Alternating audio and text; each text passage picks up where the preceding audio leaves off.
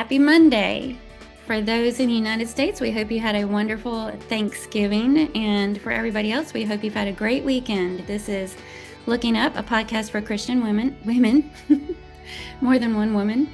I'm Kathy Pollard, and with me is Carla Moore. We're your hosts, and we just get together every week and chat. And we call this podcast Looking Up from Colossians 3, verses 1 and 2, which reminds us to set our minds on things above, not on things of the earth. So that is our objective. We just want to, no matter what we're talking about, remind each other and our friends listening in to keep looking up, keep Christ at the forethought of our minds, and know that everything's going to be right no matter what, as long as we keep Him first. Right, Carla? Exactly right. That color looks good on you. Thanks. What do you call it? I think it's raspberry, but That works. okay. Yeah, I like that. So you've had a big morning. Yes, I did. I just went live, and that's my first time to ever do that. And it was nerve-wracking. And so I just pretended that I was talking to you and Lynn and just, acted like it's no big deal. I have no idea who I'm talking to, but I'll pretend like I'm talking to Kathy and Lynn and just getting the word out about scripture writing. So it wasn't bad. It was 13 minutes long, though. I told you I was going to try to keep it between 5 and 10 minutes, and it just went by like that. And that doesn't usually happen. So I was kind of surprised by that. Sorry about the people that were listening that didn't have 13 minutes. I mean, that's kind of the story of our life, right? The podcast, we always try and say, let's tighten this ship up. Yeah. And then we don't. Yeah, we just have a loose And ship. then, yeah, after every episode, I send you the time and we're like, huh. Hey, we're better than we used to be. I mean, we had some 2-hour episodes in the beginning. We did. I think the sweet spot is about an hour. Mm, I'd like for it to be an hour or less, but that rarely happens. yeah. Well, we just have too much to say. Well, speaking of too much to say, I am kind of really looking forward to today's topic, which is how to get our husbands to, well, how can husbands help?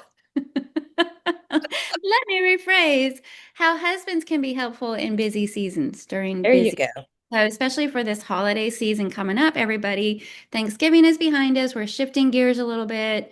I imagine everybody's holiday scenario looks a little bit different. Is it going to be full of lots of family coming in and lots of things on your calendar already? If you have a church family, and we hope you do, you're probably doing things with your physical family, your church, your spiritual family. It just gets full really quickly and lots of obligations. And even though they're all fun, beautiful things, it can be overwhelming. And if you're anything like me, and probably you too, Carla, For sure. sometimes we can wish that our husbands were doing a little more.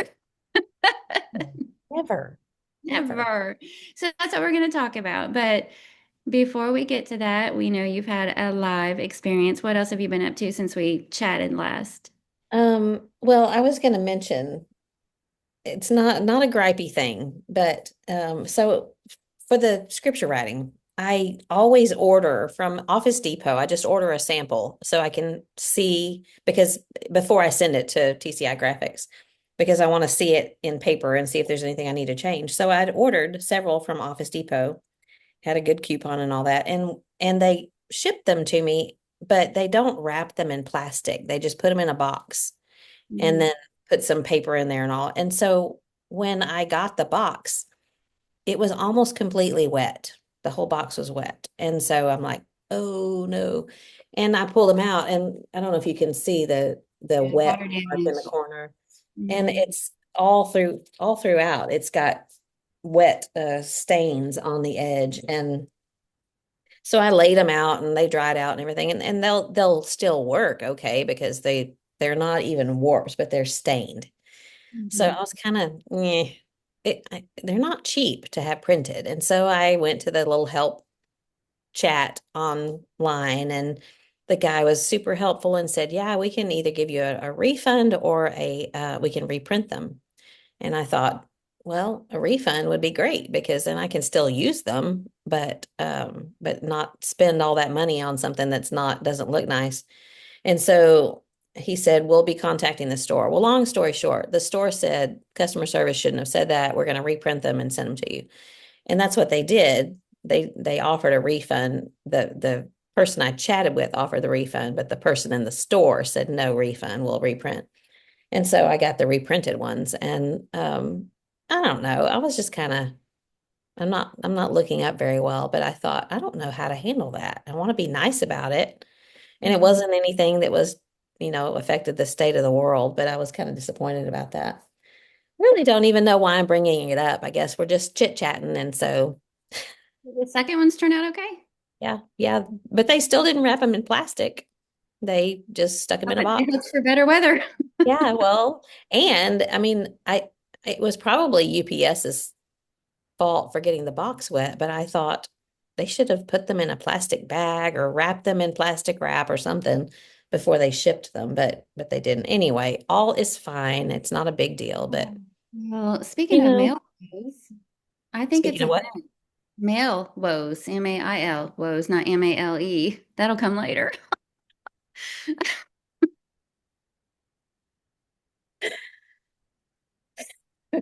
we're starting out great. I'm grapping about I know. refunds and reprints. But not too long ago, we we got mail addressed to our neighbor. Yeah. And I reached out to her, and she said that the week before she got mail, a package that was for somebody like way down Cemetery Road, not even close to us. Well, right after that, I discovered that the main present that I ordered for Neil for Christmas, I ordered back in September. And I was going through, I've been collecting gifts in my closet and I was going through and kind of organizing everything. These are stocking stuffers and these are for this person and, to see where I'm at and what I've got. That gift was not in there. Hmm. And I was like, did I order it or did I just dream about it? So I went back and checked and I did order it clear back in September, but I do not have it. So I don't know if it got shipped to somebody else, like they delivered it to somebody else who never passed it along to me, or if it never got shipped. I don't know what happened to it, but I don't have it. So Can you not track it? Like, can you go back to the order I and will. I will. I haven't done haven't that done it yet. yet? Yeah, see, and now here it is almost December, and we're Mm-hmm. probably just getting that we have a lot of birthdays always. So packages are coming always. And I probably just didn't even pay attention, and so Yeah. anyway. Yeah. I'll figure that out. I'm when something like that happens, I want to be gracious, but I also want to be firm. And I never know how to strike the right balance. But I know customer service is a big deal. But I also, my cousin Jana, her husband Don, was a FedEx delivery man for a long time. And she would always say something around Christmas to be patient with your delivery drivers because they're working really long hours and it's cold and people are cranky. So I do always think about that it's just people behind the boxes, when someone walks up. And so I know we have to be nice, always have to be nice. Yeah, my sister has this whole little stand by her door that has a sign thanking them and please help yourself. And it's all these snacks and bottled waters. And every single time I go, it's restocked. Like it's all nice and clean and tidy and restocked. And every time I go, I think, oh, I should do that. Mhm. Hasn't happened yet. John would be going outside and snacking Okay. on the So yeah, don't delivery mind if I snack. do. Thank you. Yeah. I wanted to mention someone that is going through a tough time right now, and it incidentally brought back a lot of memories because on Saturday, it'll be so when this podcast comes out on Monday, it will have been the previous Saturday, will be 5 years since John's heart event. And a couple of weeks ago, I noticed on Facebook, I have a Facebook friend, her name is Haley, and I knew her when she was a little girl. I don't know that I've ever encountered her as an adult other than Facebook, but when she was a little girl, her mother would bring her and her sister with her to ladies Bible class. And so I remember her as like a 5 year old, but we've kept somewhat in touch on Facebook. So not this past Sunday, but the one before, her husband had a very similar heart event. Mhm. And their son is undergoing some chemotherapy for leukemia, and they're not able to be around people as much. So they were worshiping at home, the four of them. And so they were by themselves, and her husband had this sudden cardiac death, is basically what it's called. And Right. she witnessed it, her children witnessed it. Her Right. husband's a policeman, and I imagine she knows quite a few of the first responders in the town. She was able to get them to come to the house almost immediately, and they revived him with CPR and a AED, which is a scary thing to witness as well. And he's doing okay. He had a heart issue surgically repaired this week, but they've got a lot going on. I don't ever want to say I know how someone feels, but I know something of how she feels, and she's focused on their son who's undergoing treatments and her husband who's been in the hospital, had this really, I mean, died. And I know that the Bible says it's appointed to man once to die. I understand that. But when the heart stops, it's just a traumatic thing. And so I wanted to just mention Haley Tutt is her last name, and her husband is Spencer, and for us to pray for them. It looks like the doctors say that he's going to make a full recovery, but we pray for him and their son, but Haley too, because I know that that's such a scary thing to witness, and then you spend a long time wondering if it's going to happen again, and it's just a we need to pray for him. So Haley We and def Spencer Tutt, yeah, yeah, we definitely will pray for them. yeah, Phew. Doesn't seem like it's been 5 years. I know. In some ways it feels longer, and other ways those feelings, like you were mentioning in our chit chat before, these Mhm. things leading up. Even looking back at my memories, my scripture writing memories from the days leading up to it, and not knowing what's about to happen, but how that helped to get us through that. So, yeah, 5 years. Yeah, Thankful for absolutely. every time I see that tooth floss. I couldn't think of the word floss hanging out of the trash can. I say thank you to God that there's still floss hanging out the trash can. What's hanging out of the trash can? That's right. Sounds like a country song. Oh, and by the way, this is one other little side note about that. I got a message from one of his nurses last Sunday. She sent me a picture that she had run the it was the American Heart Association heart walk or run 5K. It was a 5K Mhm. in John's honor. She sent me a picture of the little heart with his name on it that she had posted on the board. So we stay somewhat in touch on Facebook, and Oh, she was she was one that came down that day in the middle of the afternoon, and I remember, this was during COVID, and I remember this face shield that she had on and hat, and couldn't see her very well, but she was not very optimistic, but she was also one that was, as someone else told us later, was sitting on his chest doing CPR. So she's one that is was very helpful in keeping John alive. So anyway, yeah. I remember you talking about her when it all unfolded. yeah, I'm Yeah. thankful.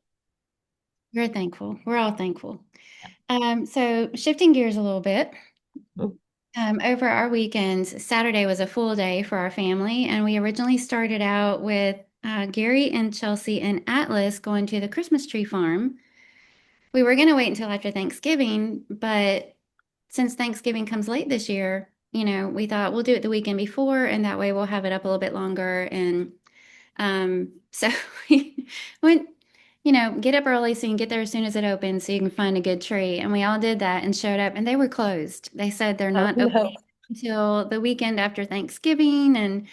And so anyway, we're like, all right, we'll try this again next weekend, which I'm trying to figure out how to do with company. That's Thanksgiving weekend. And well, anyway, we get back and Neil and Gary just started tromping around the backyard and they found a tree. So, Talk about right under your nose. yeah, they said, come out here and look at this tree. So we went out there and we're kind of eyeballing it and sure enough, they cut it down, trimmed it up, brought it in. It's a red cedar, so it looks completely different from any other tree that we've had. It's not decorated yet. Can you see that? Yeah, yeah. You'll get lights on it soon, and perfect. It's gonna have to be a little different. I like a lot of lights, a lot of white lights, but the branches are kind of flimsy. It's feathery almost. So we're gonna have to do just a few lights, small white lights and light ornaments. But since it came from our backyard, I think I'm gonna emphasize the rustic. So I bought a great big old bag of those large navel oranges, and I've sliced them up and they're in my dehydrator, and I'm Oh, gonna do fun. dried oranges, on twine, garland for it, and keep it like real simple, not a lot of ornaments. And but anyway, that was fun. Now we've all decided that we love it, because we love the fact that it just came from our backyard. And then, so that was that morning, and then at noon, all the kids and their kids came over because we had Gary and Chelsea's birthdays to Oh, celebrate. So at one point, um, I was trying to open up a pickle jar and I couldn't get it open. And so I walked into the living room and the first guy I saw was holding a baby. And I went, oh, well, the next guy I saw was holding a baby. And I was like, oh, and I even said out loud, I'm trying to find somebody not holding a baby. Well, then I just stopped because it was Neil and all three of our grown sons sitting in the room and they were all holding a baby. mm, And they were just chatting, having a conversation. And I thought, oh man, amazing. this never happens. The fact that they're all still, all the babies are still. And I was like, I have got to capture this. So I put the pickle jar down and hopped up and took the picture. And you can see the pickle jar in the picture. I didn't see the pickle jar. Now I'm gonna have to go find it. Yeah, it's between the couch and one of the recliners, but it was so sweet. It looks like it's posed. It looks like I said, "Okay, all of you sit here and hold a child," but I just walked in on it, and it was amazing. But we did that, and I wanted to show this ornament that Janelle made for us. This is our Business Life and Favor logo, and she hand painted this ornament. And the best thing about it is when we're done with the tree, it's got a magnet on the back, so we can just put it on our fridge. Perfect. And then I saw on Facebook that she's selling these. So if there's a picture or a logo or something that you have that you would like, she can hand paint it. And she puts a lot of time in these, and she's only selling them for $10. I saw that and I thought she could, that's not enough. She needs to charge more No. than that. That's Just what I was my thinking too, personal opinion. because of how much time that she's going to put in it. And it'll be a really special, unique. But I just wanted to share that on here. You can reach out to me, or if you're Facebook friends with Janelle Pollard, you can reach out to her directly and place an order for that. She does really good work. Yeah, that's a neat hand, that's art. It really is art. She's very talented. She really is. And we've already gotten our first Christmas card. Yeah. Do you have a Christmas card Dale yet? and no, well, I do have one from, yeah, Paul and Melissa Freisinger yesterday. This is a young family that are relatively new at Cumberland Trace, and their last name's Gwen, but they're a cute, sweet little family. It's them and their child and their sweet little doggy. And but I'm just amazed. I'm going, it's not even Thanksgiving yet, and they're on the Yeah. ball. I Yeah. haven't even started my Christmas cards, and we've already gotten theirs. So I thought that was Dale and Janelle for a minute. I can see that. It looks like something they would do, but no.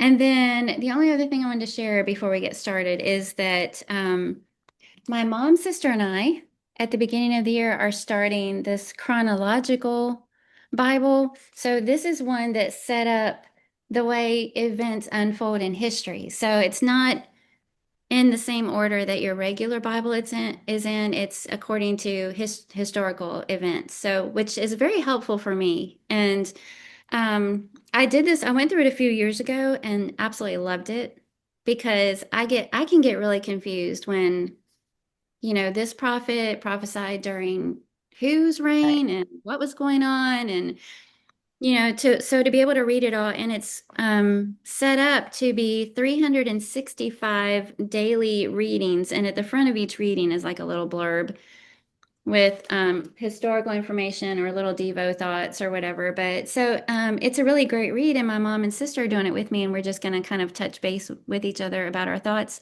Well, then I decided to ask my daughters-in-law to join in with me also. And I just thought I'd share that because we're coming up on a new year and it's kind of a little bit different way to approach reading the Bible through the year. If anybody else, these are very inexpensive.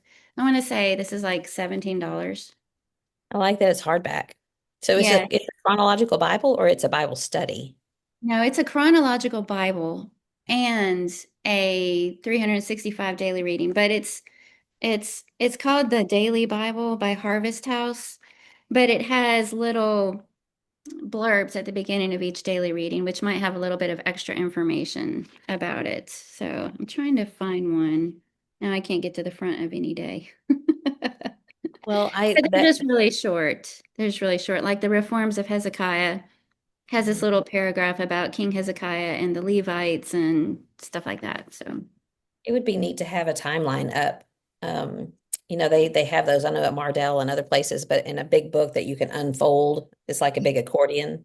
yes, we had Kind one of of those follow along. when our Yeah, kids were growing up. Yeah, it would be. That'd be a great idea. But if anybody else wants to do it too, that'd be fun. I like it. hmm hmm The only other thing I will mention, going back to your Christmas tree, well, first of all, that picture of Atlas, I just wanted to like put my hands through the screen and squeeze those cheeks. It was so cute. But what kind of a tree is that you put up? A Do you red know? cedar. A red Red cedar. cedar. So I Mhm. guess nobody in y'all's family has trouble with cedar fever. Cedar fever. Well, you would know by now, I'm sure, because we got a cedar tree one year and put it in our house. And the next morning Jordan came out of his room and his eyes were swollen shut because he Oh, has cedar fever really bad. But I oh, mean, your cedars are probably a lot different. I don't think that's one of the allergens that y'all have there. That cedar fever down here in Texas is a big thing. A lot of people whoa. have trouble with cedar fever, but that Hmm. we put it up and had to take it down the next day. So Oh no. Well, you they would were know. all around it. Yeah, for the rest of that day. They were here all day, so I You didn't would hear. already know if it was going to No, affect somebody. I never even heard of that. Ugh. Yeah, I don't have trouble with it, but Jordan has always, and I think Micah does. My dad did. It's just one of those Texas things. Hmm. No fun. Yeah, no fun. All Yeah, right, so ready to get into our topic? I'm ready. All right, so how can husbands help during busy seasons? I have busy seasons. I have 6 ways. Okay. 6 ways. And if you listen to this podcast regularly, you've heard me say that my husband does listen, typically. He does a follow-up listen. So, let me just say he's wonderful, helpful, sweet, loving, thoughtful. He's everything He's you everything. ever wanted. He That's is. right. He is. He is. Love you, Neil. Okay. How can husbands help during busy seasons? So, we all know pretty much what we're talking about here. The day draws nearer, you're getting ready to host. Maybe you've still got grocery shopping or wrapping presents or planning meals, cleaning your house, or you've just cleaned your house and then people walk in and they're uncleaning your clean house. Yeah.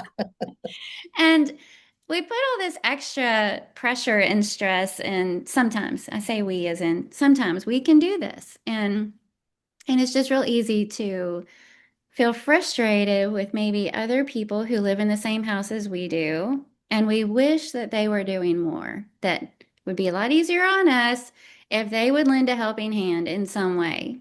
And the best part about it would be if they could read our minds and lend a helping hand in some way without us having to spell it out.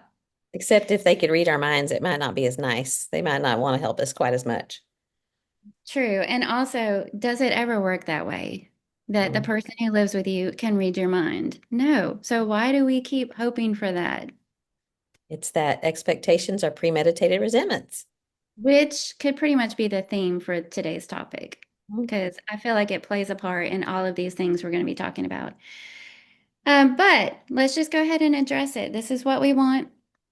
How can husbands help during busy seasons? So I have 6 ways, and the first one is don't wait to be asked. And they probably will need to be asked, but can you imagine if they didn't wait to be asked? So, don't wait to be asked. Have that ahead of time. This is the intention part. Going in, intentionally determine that you have a willingness to help and that you want to help. And that before it gets here, before the holidays get here and it catches you off guard, go ahead and create that mindset ahead of time. So that is number one is don't wait to be asked. I And, will say, sorry, go ahead. and I was just going to say, I'll develop that a little bit more under point number two. I will say that John he is really good about that. He doesn't wait to be asked. The only thing is that he'll get distracted if we have company. And, I get it because he's feeling like he needs to make sure everyone's um look is being paid attention to and all that. But I think I saw a Facebook post this week that it was a picture of a mom holding a baby and her husband's laying across the couch looking at his phone. And the post said something like, "It's not that I'm mad that you're looking at your phone and relaxing. I'm mad because I can't."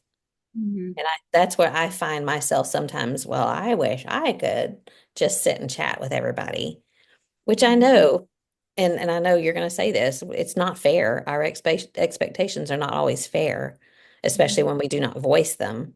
But when you really think about what's behind the feelings, it's not necessarily that I don't want you to do what you're doing. It's that I would like to do some of that too. And if we did these other things together, if everyone Mhm. pitched in or if just the two of us did it, then we could both sit down and talk to the guests. So, Right. Right, exactly. And I was going to kind of save this, but I'll just go ahead and do spoiler alert here. I have 6 ways that husbands can help, but then I also have 6 ways for the wife. yeah, good. So we're going to touch on some of that also. And Neil's father is so good about what you were just talking about, and I remember so many times when we would head over to their house, Thanksgiving is their big family holiday, and every single day, Neil's dad would be cleaning the floors somehow, either with the broom or with the vacuum, or it was like that was just his thing. He would, you know how easy it is for floors to get gnarly. And every single day, that was his thing. He would just go around and clean the floors, or I'd see him taking out the trash. And he even did that when they would come to our house.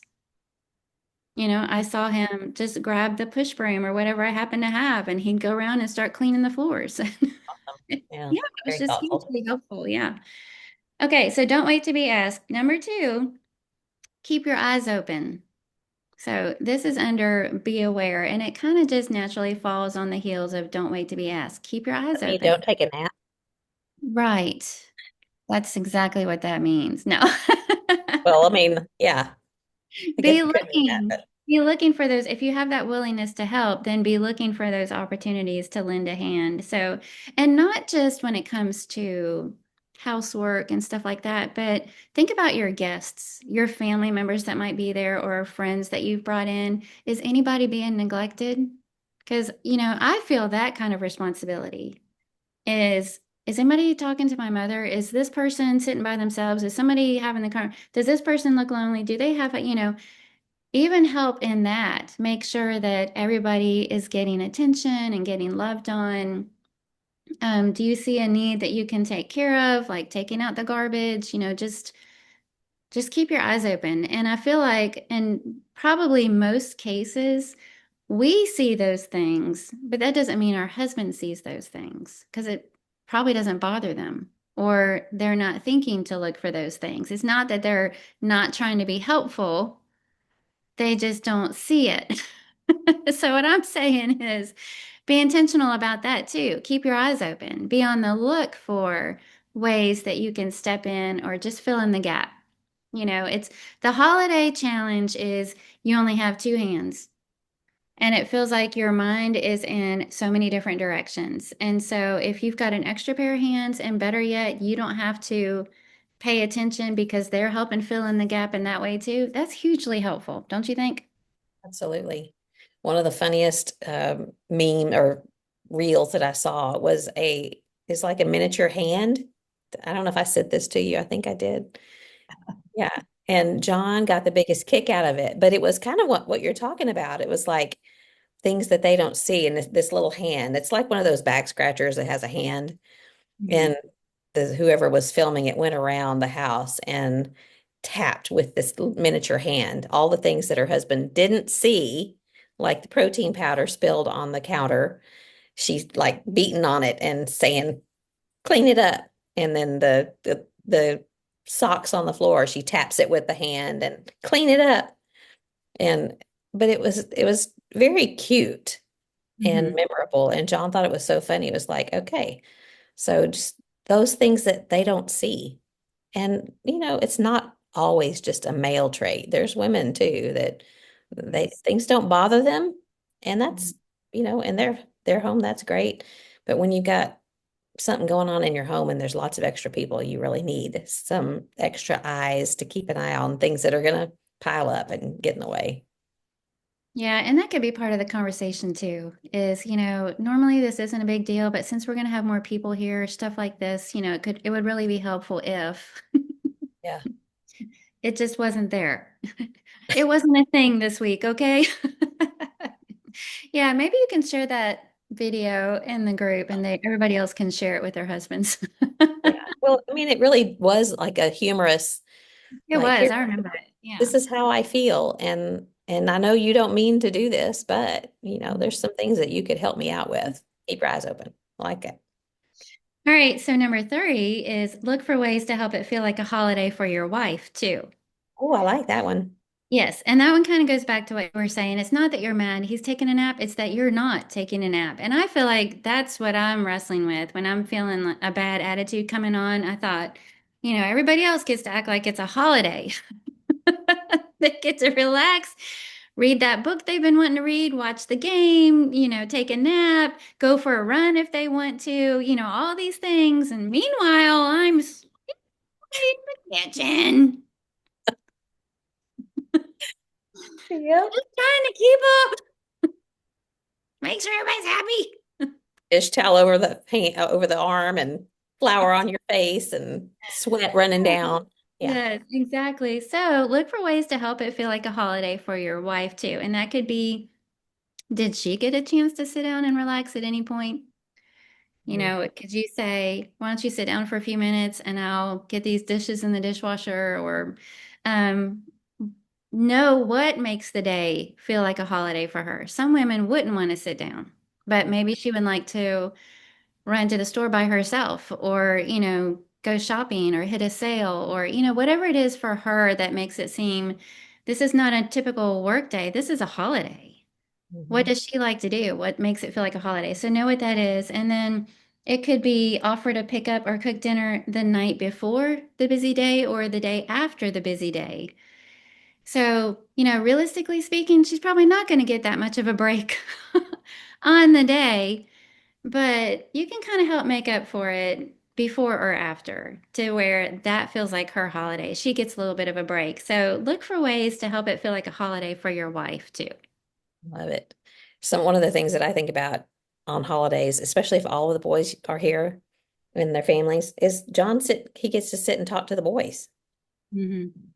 And I don't get to do that. I mean, I say that, I don't mean I don't get to do that. I could just sit down, but it's just one of those things that you and I both know as moms of boys, they're going to gravitate to their dad. And I love that, but at the same time, I want that too. I sound like a spoiled little girl, but I think that husbands could help make that happen and Hmm. could facilitate it. So just something to think about. Yes. All right. Number four, encourage and appreciate. Encourage and appreciate. So I'm thinking that, the wife wants everything to go well, and it probably won't. I mean, it'll be okay, but it probably won't go perfectly. And she's going to be aware of that. She's going to know that the rolls got too brown, or the dinner was served too late, or the pecan pie didn't set. She already knows about the things that didn't go exactly according to plan. So you don't really need to point them out. But instead, I sure appreciate all this hard work you put into the day to make it special for everybody. You work so hard. What a trooper. What a, you know, um, just massage her shoulders and tell her she's amazing.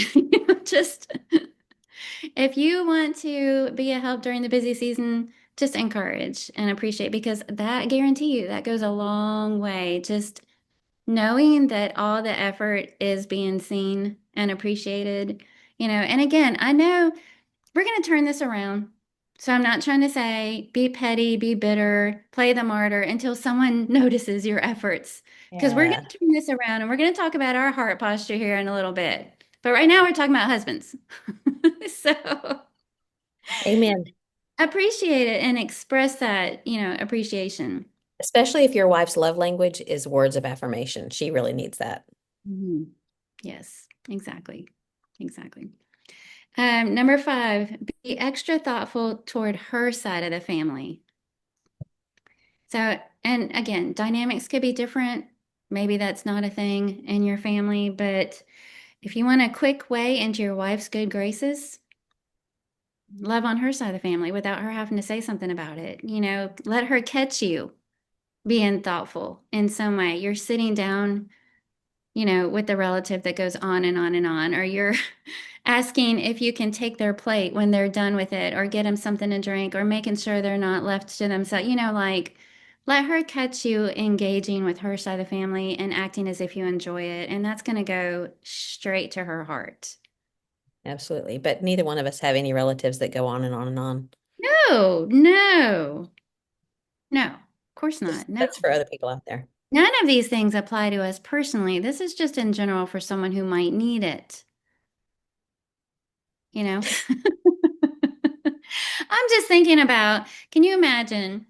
She looks over there and you've started a game with your Mm, mother-in-law. The husband has started a game, a card game with his mother-in-law. That first of all, the mother-in-law is going to feel special, but the wife catches that, you know how she's going to feel. You know that's going to warm her heart and make her have all the feels toward her yeah, husband for doing that. That's what I'm saying. So be extra thoughtful toward her side of the family. All right, the last one for the husbands, how husbands can help. Number 6, mind your temper. Mind your temper. Holidays can be stressful for husbands too.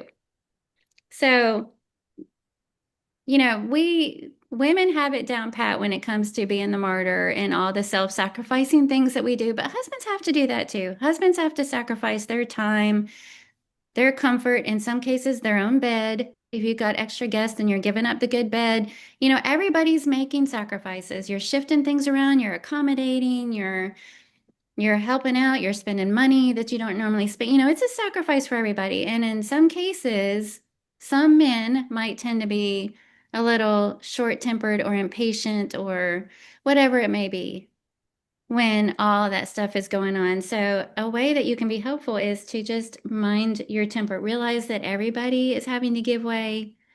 Everybody's having to be others first right now.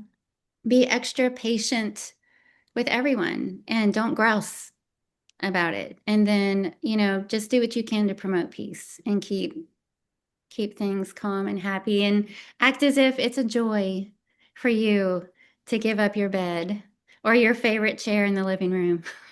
I love it. It makes me think of Steve Martin and Father of the Bride. Remember, if you saw that, how he griped and grumped and groused about everything costing, and that's what I'm picturing in my mind while you're talking. I Hmm. have to say, as you're talking, John he is good at all of those, and I don't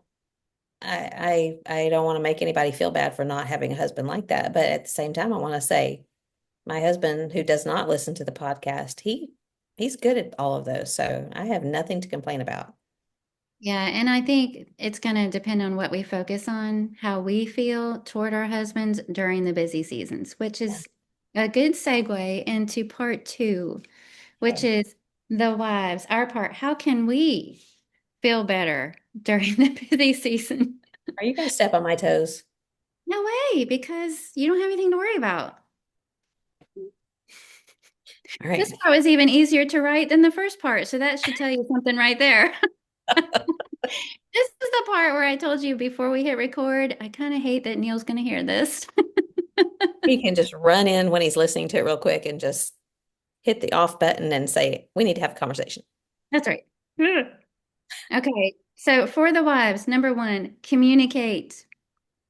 Communicate. So I feel like this pairs really well with what I was trying to say to the husbands, but a big part of it is our own willingness to communicate. And my tendency is I want Neil to read my mind, and I don't communicate until after I've gotten frustrated with him.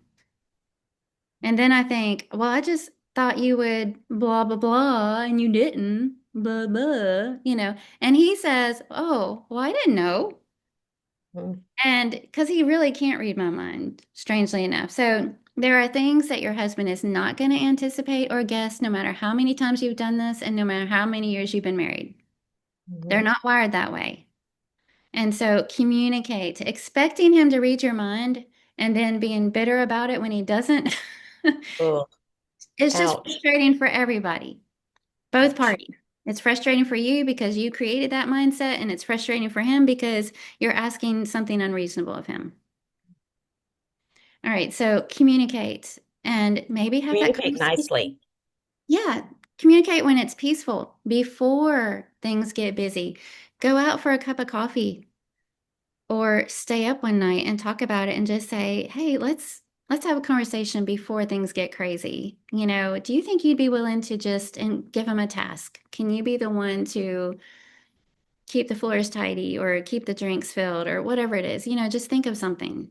And instead of being whatever pushes your buttons typically, Mhm. whatever that is, I imagine it's different for everybody. Communicate about that. I know this time of year I tend to get snappish or waspish, and it's probably because blah, blah, blah. Well, I realize that I've never really explained that to you before, that I would find it hugely helpful for you to blah, blah, blah. Is that possible? Yeah, Have that conversation before. yeah. And counseling techniques, if you will, always say you shouldn't, what you should not do is say, you always make me feel this way, or you never do that, or you, rather than this is how I feel and what Mhm. can we do about it? And also I was thinking there might be some little funny hand signal or um what came to mind, what came to mind was whatever the mind meld thing that from Star Trek years ago. If you could Yeah. just do this to your head when you're looking with intent at your husband, do that. What was it? Was it like that? Do you remember? There's some mind meld symbol that they had on. So to My read dad my watched mind. it. Yeah. So if you could just do that to your husband and he sees it and you smile, then he knows, oh, there's probably something that I need to be doing right now. And then you can laugh about it instead of getting mad about it. That is something that I need to be better about. Yeah, the signals don't work in my household. Even if you said, Neil. It's no, it just no, no. Okay. And the subtlety definitely doesn't. We've talked about that before. If I nudge him or barely tap him under the table, what? Yeah. In What'd you fact, kick me for? That just happened last week. So for our specific situation, it's all on me. I mean, it really is on me to just verbalize, Mm, and he has no problem with that. If I would just say, "Hey, would you mind blah blah blah." My problem is I don't want to have to say that. right. Just want him to Exactly. do it. Yeah. So number one is communicate. Number two, this is for the wives. Don't forget your husband. I think that we kind of drop him to the bottom of the list because we're focused on everybody else and taking care of everybody else. We've got special guests coming in or family or whatever it is, and he's a big boy and he can take care of himself. And all we're doing is thinking about what he's not doing and we wish he was doing. Well, what if we turn that around and we put him first? Hear me out. And said, can I bring you some tea? Can I, not sarcastically, can I bring you some tea since you're just sitting there? But genuine, can I do this for you? Or, take him something or make him feel like you're serving him or putting him in a place of honor in some way. Not in a manipulative way, but genuinely show him, I know things are crazy busy, but you're still the most important person in this room to me. Mm, And I nice. just think that what's that going to do? Yeah. First of all, it'll make your heart feel good because honoring others always does. But what's it going to do for him? In a time when tension really easily can show up in marriages and what's supposed to be a joyful, peaceful, special time in family, by the time everybody leaves, you're both like, so don't forget your husband. You may be waiting on your guest and expecting him to take care of himself, but what small gesture can you do just to show him, even in the midst of it all, you see him. You're That's admiring powerful. him across the room or whatever it might be. Um, it's pretty selfish to want him to treat you like a queen if you're not treating him like a king. Okay, number three, pay attention to what he's doing right. And I feel like this is a perfect on the heels of our last episode, which is, are we doing anything right? How we talked about how easy it is to point out what's going wrong. And isn't it, Carla, so easy to get into that mindset with the people that are closest to us in situations like this that are busy and we're busy and everything has to unfold, or disaster ensues. And we just start seeing the things. Well, if he would do this, well, if they would do that, well, if they wouldn't do this, but instead pay attention to what he's doing right. Instead of noticing where he's dropping the ball, pay attention to all the little things that he is doing. It's probably more than you think if you're looking for it. You've got that one thing in mind that he's not doing, but look for is he playing ball with all the kids? Hmm. If you might be thinking, well, I wish I was out there playing ball with all the kids. Really? Do you? Because the fact that he is out there playing ball with all the kids keeps them from being underfoot, whether Mhm. you realize that or not, while you're trying to do all the last minute meal prep. Um, did he replace the strand of lights outside that went out or the porch light? Did he run to the store for you when you forgot that extra dozen eggs or whatever it is? There are things like that he probably is doing, but you're not thinking about that. You're just thinking about what he's not doing. So pay attention to what he's doing right. Writing all these down, and in between writing them down, I'm You froze up there for a second. said I was writing all those things down, and in between, I was putting bandages on my toes. Oh, mine too. Mine too.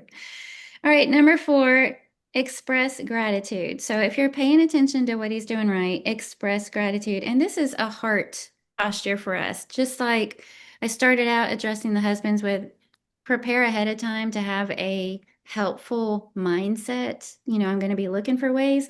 I think for us, we can prepare our hearts ahead of time to be grateful and appreciative, to acknowledge and appreciate. And I mean, acknowledge verbally what your husband has done or is doing, acknowledge it with a hug.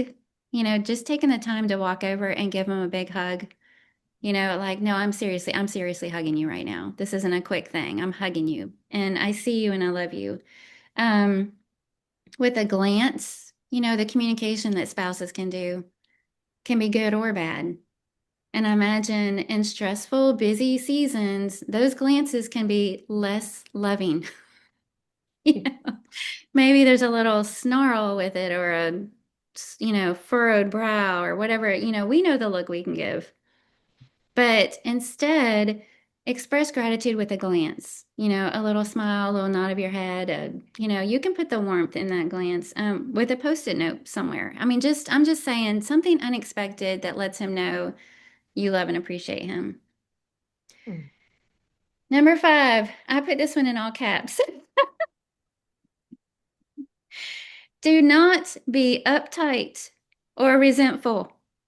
Ooh, Yes. So, as we mentioned, stress, exhaustion, pressure, a lot of times we are the ones placing those on ourselves. A certain amount of it is natural, which is preparing for an event like that. But I assume the people coming into your room and into your home, family, friends, whoever that might be, are focusing on way different things than you are.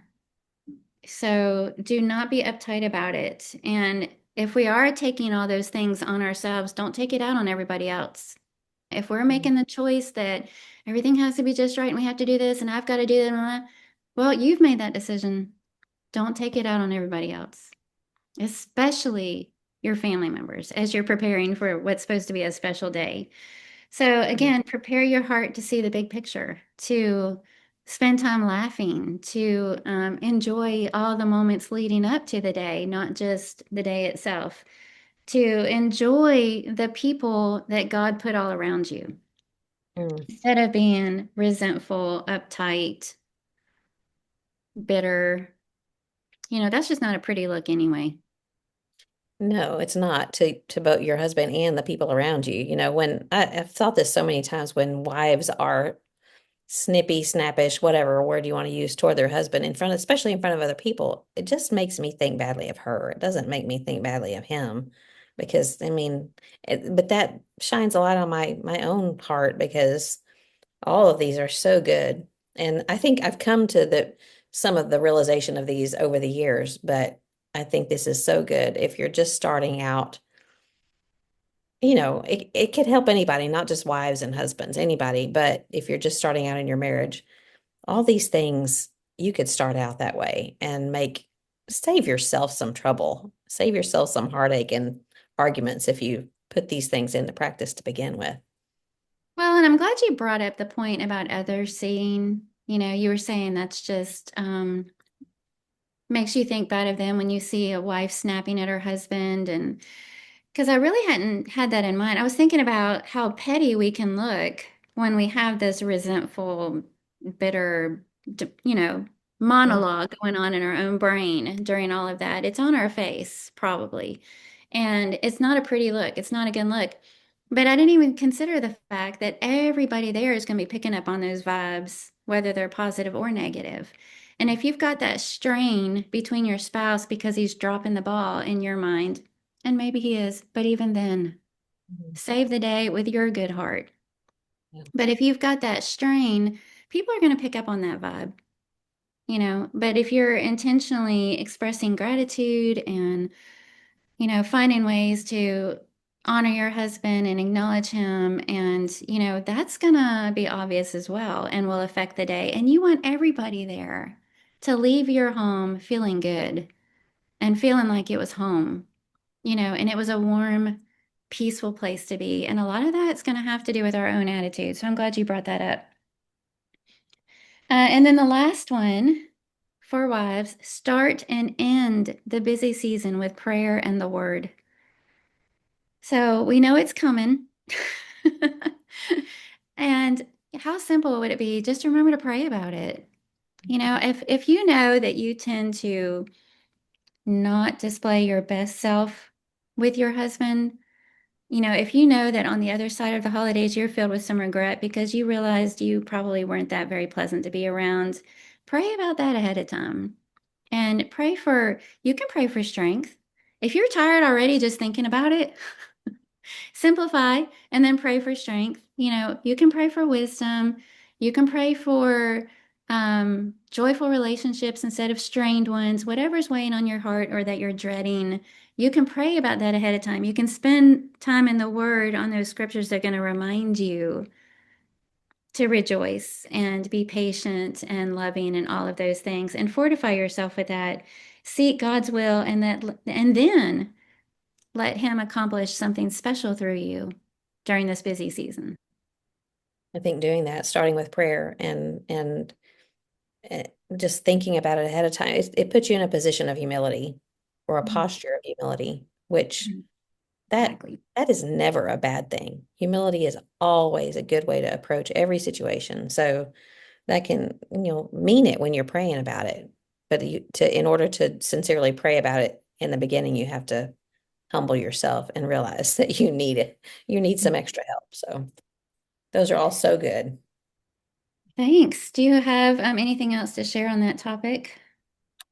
Um, well, no, I mean, this is dumb, but I can't remember when it was that I jotted it down, but I thought simplifying, use paper goods.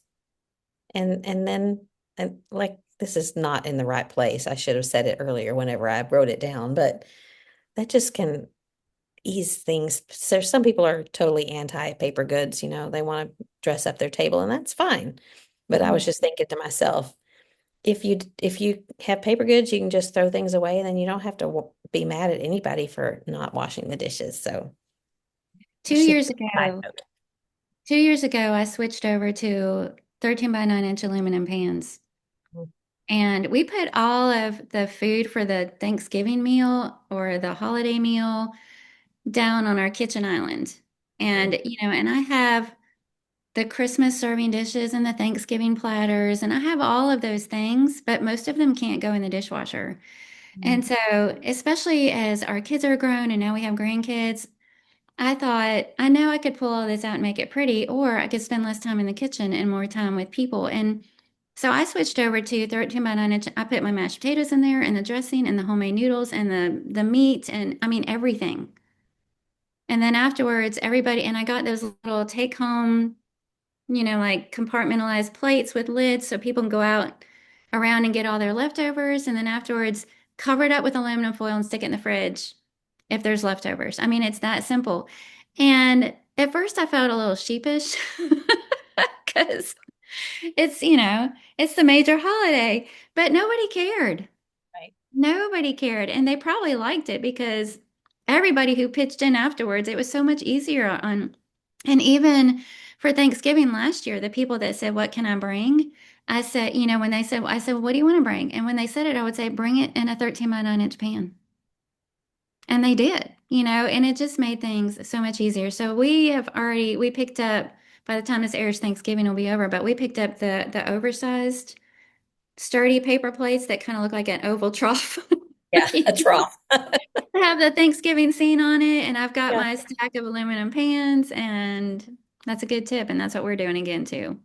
Well, I was thinking about asking everyone to bring their stuff in disposable, and now I'm going to do it because you said that. I mean, I already had the paper plates and things, but that's even better to serve out of it and have there's less work.